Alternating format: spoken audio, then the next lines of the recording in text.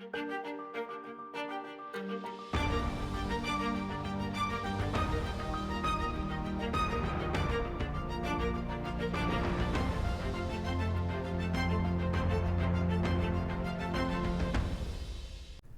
to Search for Signs. My name is Gary Willing. If this information interests you, please press the like and subscribe button and press the bell for notifications. Now, within the Bible are esoteric truths. And if you're hearing this for the first time, or if you find yourself to be a religious person and more of a fundamentalist view, more black and white view on the Bible, don't, as my daughter would say, because she's a teenager, get triggered, in quotation marks, about that term esotericism or esoteric. It simply means that which is hidden. Now, it's not kept away, it's just hidden because people might not see it. It's right there in plain sight, but it's not, like I said, you might not see it. But that which is hidden today or not known today will eventually become common knowledge tomorrow. Or the next day, I guess. So a good example is the earth is flat, right? We've always lived on a round world, but there were times where everyone in the world thought the world was flat because that's how it looks when you're living on this little, when you're a tiny little thing on a huge planet, right? But most of us, the vast majority of us now know that the world is round through pictures and science, and it's been proven scientifically, right? And of course, I always say there's the flat earthers, but I think they're just being silly, but whatever. Now, when it comes to the esoteric truths in the Bible, I mean, there's more than just these two, but the two big ones are the law of cause and effect, or the law of karma, as they say in the East, or the law of rebirth, or the law of reincarnation. And they are usually glossed over when people read it, or not talked about at all, right?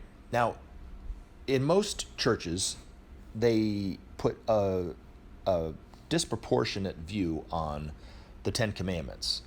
Now, I'm not saying the Ten Commandments aren't important, but they look at it as that's the most important thing that you should look at, right? Now, I don't think personally, this is just my opinion, the Ten Commandments really stop anybody from doing anything, but Jesus, when they talked about the Ten Commandments, there's only two that I know of. Maybe there were more, but the only two that come to my mind. One is when he was talking with Joseph of Arimathea, I think, or it might have been Nicodemus. I can't remember, one or the other. He asked him, he said, what's the greatest commandment out there, right? And Joseph of Arimathea said, love the Lord thy God with all thy heart and all thy soul, right? And all thy mind. And Jesus said, yes, that's one of them, right? The other greatest commandment is, and he said, no less great, is love thy neighbor as thyself. That was one, right? And then the other one was when the Sanhedrin was telling Jesus, he shouldn't be healing on the Sabbath, right? We shouldn't be working on the Sabbath. What did Jesus say, right? God made the Sabbath for man, not man for the Sabbath. And it can be translated almost into God made the Ten Commandments for man, not man for the Ten Commandments.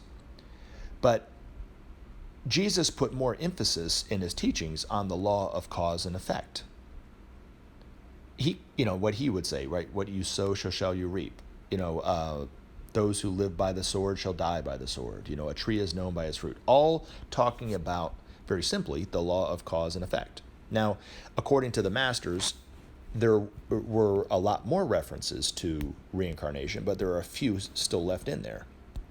And I mentioned it in a previous video, but one of them was when Peter was talking to Jesus about the beggar who was born blind. He said, was that something that he did or something that his father did? And then the other one that was left in there by mistake or maybe on purpose, I don't know, but was when Jesus asked the disciples themselves, what do the people say that I am? And people was, you're Elijah come back, or you're this or whatever like this. And the same thing when he asked him about, somebody asked him what about John the Baptist? And Jesus said, don't you remember what I said? He's Elijah come back again. So, esoterically, John the Baptist was the prophet Elijah in a previous incarnation. That's what Jesus was talking about. But yet it's totally glossed over by people. Even though it's there right in their face, they totally miss it. So these esoteric truths more and more will come out as these masters are out openly in the world, and they start talking about, especially the Master Jesus and Maitreya are talking about the Bible and the esoteric truths within the Bible. People start to see, oh, it was right there all along, right? And so, but for instance, like I don't know about the law of cause and effect, but I know the references in the Bible about reincarnation were purposely taken out by Emperor Justinius, who a lot of people, cherry pick out of the Bible what they don't like and leave in what suits their needs. So, and then the sad thing is that all the future generations are left with, kind of a lot of gaps and a lot of holes in the story in the Bible, in the biblical text. And it's kind of hard to connect point A to point B. So a lot of it seems like kind of nonsense because you're trying to make sense of it, right? And then you got the fundamentalist who looks at it and goes, well, it should be taken just as it is, and we shouldn't look at it. And they're right about that. The Bible should have been left as it is, but it's too late. It's all this stuff's been taken out. That's all the meaty stuff's been taken out, especially about the law of reincarnation, right?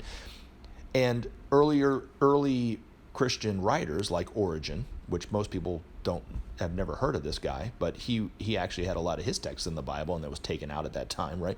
But he talked at great length about that, about the need for fasting, about the need for being a vegetarian, about the need for the law of cause and effect, and and living harmlessly within that law, and how that relates to the law of reincarnation.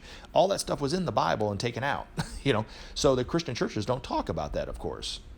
And so the only thing they're left with is the Ten Commandments, and that's the most important thing. And you should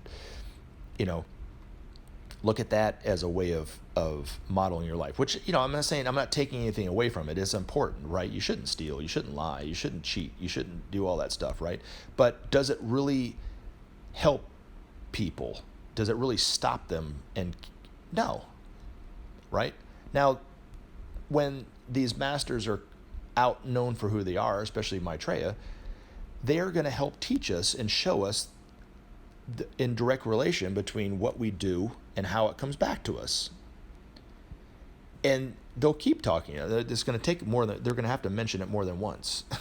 But, as we start to see that what we put out comes back to us, whether it's good or bad, right, we'll start to live harmlessly within that law, which will start to take off the lifetimes that we would normally have to live in order to do it. That's how these masters conquered death.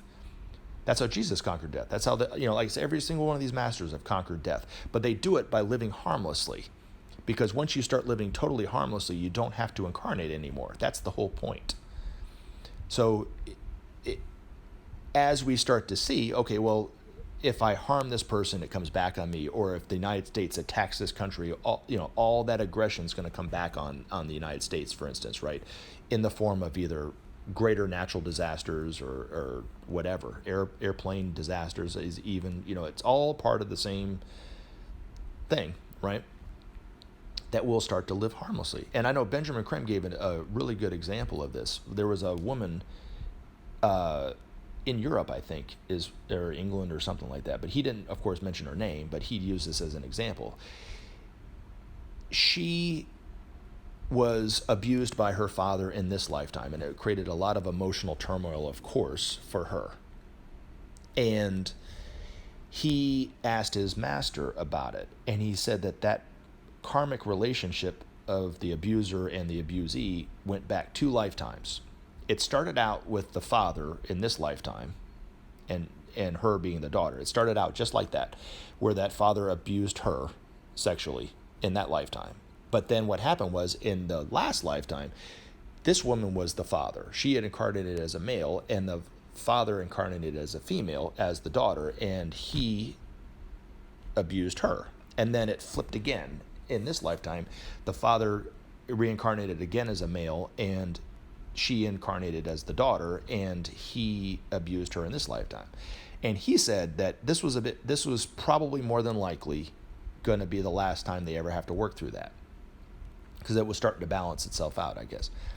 Now, Jesus showed us in the Bible how to interact with people who are aggressive towards you. He forgave them. He loved them unconditionally. And when you do that, the karma stays with that person. Like the Buddha said, he was talking about anger. Somebody came in and was very angry at the Buddha. He called him the same thing, called him a false prophet, called him a this, called him a that, and stuff like this. And the Buddha's reaction was, "Can I ask you a question?" And he goes, "Yes." He goes, "If I give you a gift and you don't take it, who is in possession of that gift?" And the guy said, "Well, of course you are. I didn't take it." And he goes, "Yes, anger is the same way." If you're angry at somebody and the other person doesn't become angry at them, then who is left with the anger? The person who is angry. It's the same thing. He was talking about how to handle aggression, right? So if somebody's violent or aggressive towards you and you don't show them aggression or anger back, the anger stays with that person. It harms only that person. It doesn't harm you, really, karmically. You know what I mean? And that's how Jesus interacted with the same thing. When he was on the cross, he said, they know not what they do, right? Forgive them. See, he was already forgiving them. So their karma didn't come back on Jesus. It stayed with the people who hurt him, So that's how the masters are going to teach us how to live with one another, harmlessly. See, the esoteric truths are all in the Bible. That's why when people throw all that stuff, when people start talking about these masters and stuff like this, they're all talking about the same thing. You just have to look at it. You have to look at it with a little bit more of an open mind, which is hard to do from time to time, but that's what's necessary to really see the truths within the Bible, if that makes any sense. I hope it helps. And as always, take action. Help SOP save our planet. Thanks for listening, and we look forward to talking to you again in future videos. Have a great day.